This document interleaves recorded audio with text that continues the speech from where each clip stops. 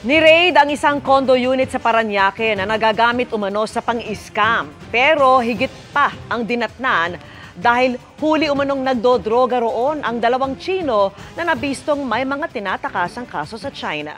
Nakatutok si John Consulta.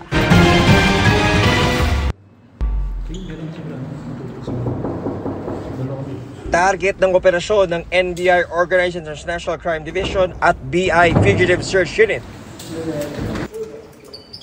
Sa isang kondo sa Parañaque, ang umano'y sangkot sa pang-i-scam.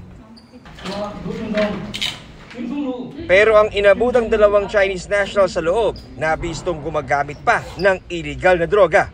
Sa tabi ng kanilang computer, bumungad ang shabu at drug paraphernalia. Ayon sa raiding team, itinuturing na high priority target ang isa sa kanila dahil sangkot umano sa money laundering activities ng sindikatong nang i-scam. Siya ang nagpo-provide ng mga mobile bank accounts.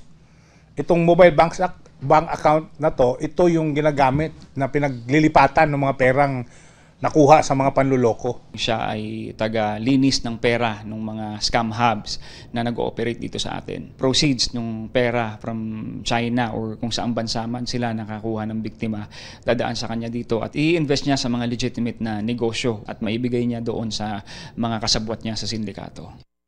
Wanted rin sa China ang isa pang Chinese dahil sa kasong fraud.